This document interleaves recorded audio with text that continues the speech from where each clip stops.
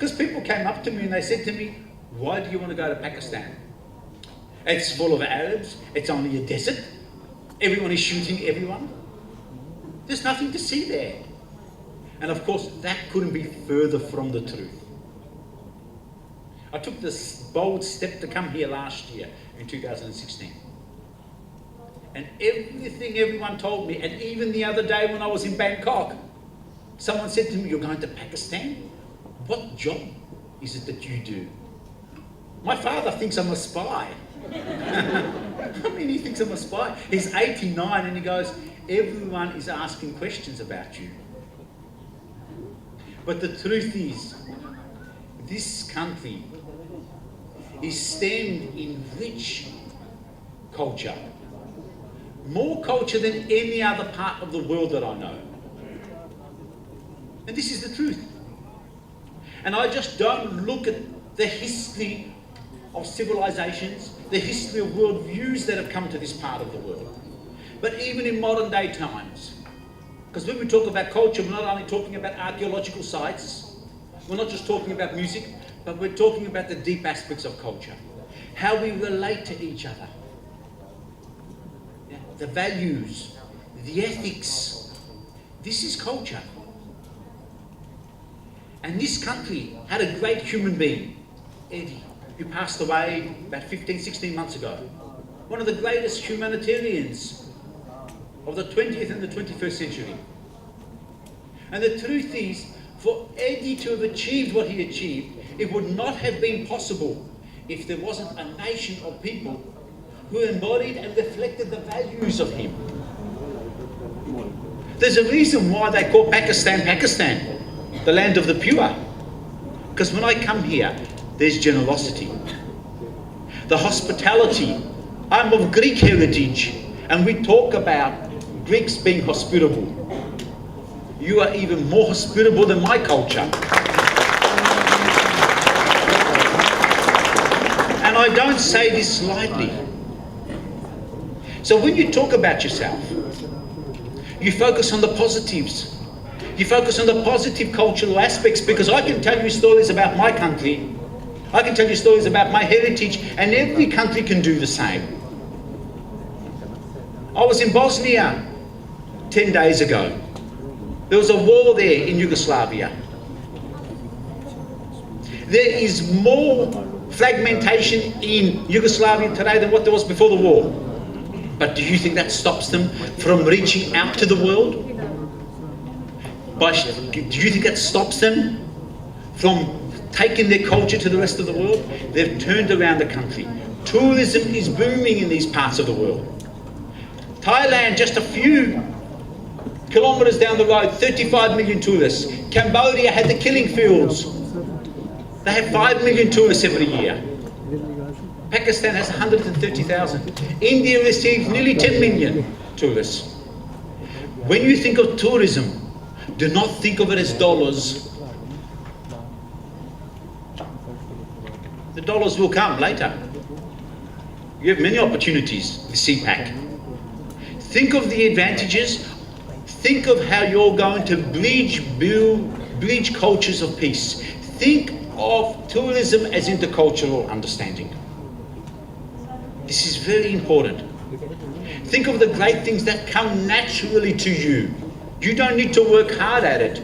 Your culture doesn't need to work hard at being generous, at being hospitable. This will go a long way.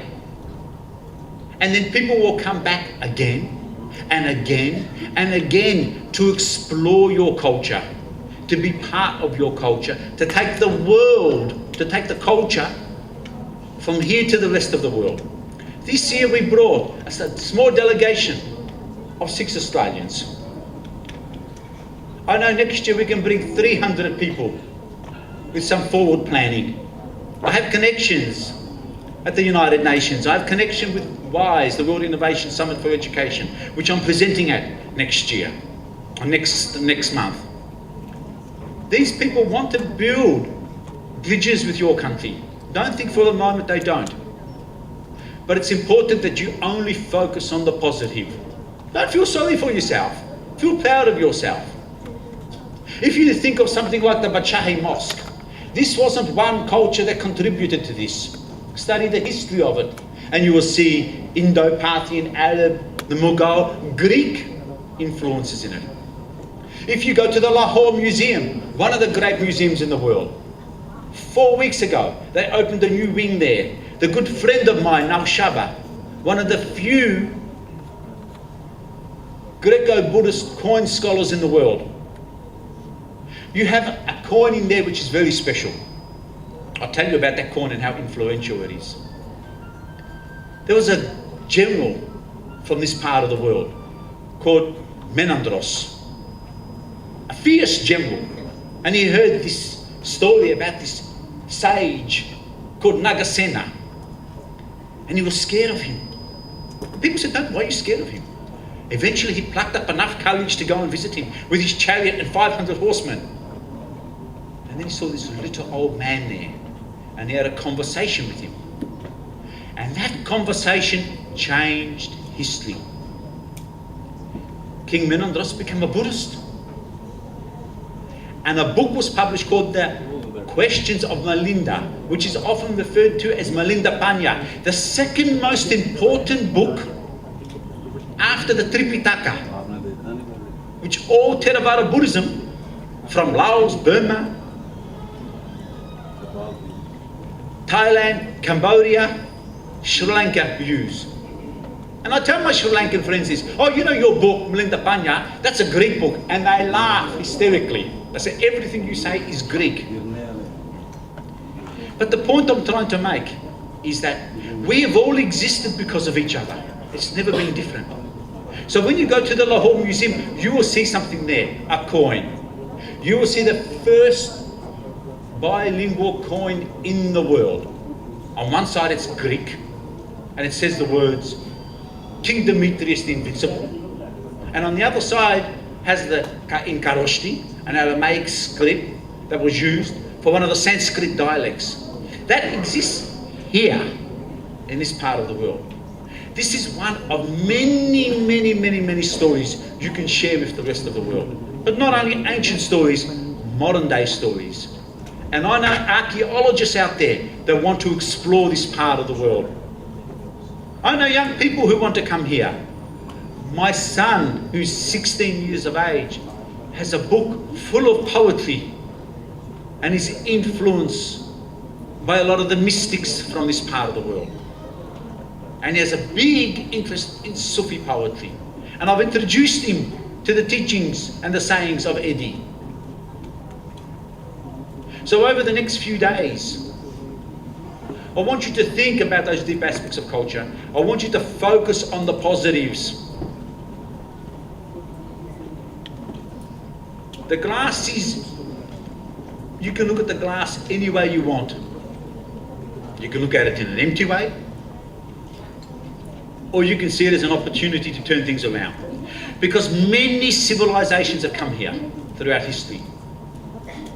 When Alexander the Great arrived here around 328 BC, he said this is the connector to the world between the East and the West.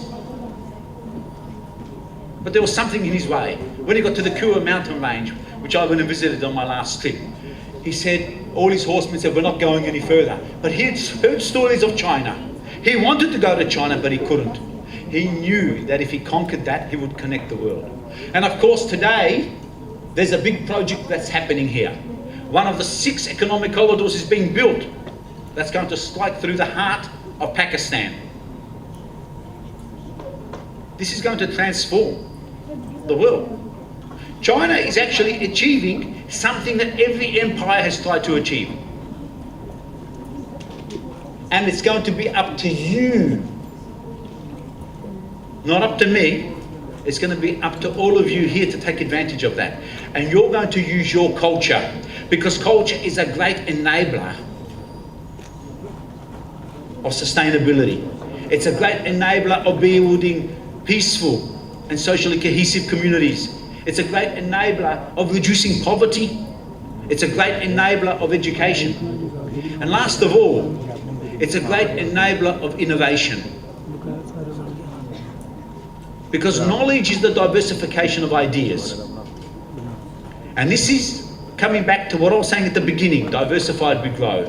When we bring ideas together, we create something new. So on behalf of Rizwan, behalf of all the supporters, Minister Rana Mashood, and everyone else who's been working on this event, I want to thank them all very much. A big round of applause.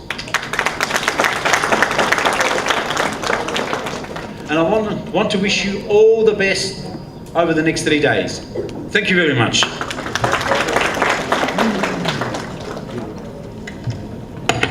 Thank you so much, sir.